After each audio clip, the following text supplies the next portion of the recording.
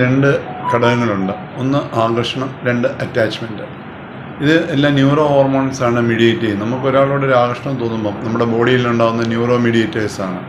അപ്പം നമ്മുടെ ബോഡിയിലുണ്ടാകുന്ന dopamine, norepinephrine, സെറോട്ടോണിനൊക്കെ നമുക്ക് ഒരാളോട് താല്പര്യം തോന്നും. ഒരാൾക്ക് താല്പര്യം തോന്നുന്ന ഒരാൾക്ക് വേറെ ആൾക്ക് കണ്ടാൽ അയാളോട് താല്പര്യം വേണമെന്നില്ല. ആ ബന്ധത്തിലോട്ട് പിന്നെ ആ താല്പര്യം വന്നിട്ടാണ് ബന്ധത്തിലേക്ക് വരുന്നത്. ആ ബന്ധത്തിലേക്ക് കടത്തുന്ന ഹോർമോൺസ് വേറെയാണ്. അതാണ് ഓക്സിറ്റോസിൻ, വാസോപ്രസിൻ. പരസ്പരം പുണരുക, പരസ്പരം തലോടുക, ഇങ്ങനെയൊക്കെ ചെയ്യുമ്പോഴാണ് ഈ അറ്റാച്ച്മെൻറ്റ് വരുന്നത്. ഇതാണ് ക്രമേണ ഒരു ലൈംഗിക പ്രക്രിയയിലേക്ക് നടത്തുന്നത്. അപ്പോൾ അതായത് ഈ ന്യൂറോ ഹോർമോൺസിൻ്റെ ഒരു അറ്റ്മോസ്ഫിയറിൽ വേണം ലൈംഗിക പ്രക്രിയയിലേക്ക് കടക്കാൻ, അല്ലാതെ നേരെ ലൈംഗിക പ്രക്രിയയിലേക്ക് കടക്കരുത്.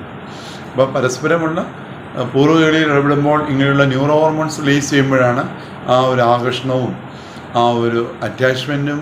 അപ്പോഴാണ് ലൈംഗികമായിട്ടുള്ള താല്പര്യം കൂടും. നമ്മളൊരു സദ്യക്ക് പോകുമ്പോൾ നമ്മൾ പല പല പല കമ്പോണൻസ് ഉണ്ടല്ലോ, പുളി, ഉപ്പ്, രസം, ഇതെല്ലാം കൂടെ മീഡിയേറ്റ് ചെയ്ത് വരുമ്പോഴാണ് ആ സദ്യ രുചികരമാണെന്ന് പറഞ്ഞു ഞാൻ.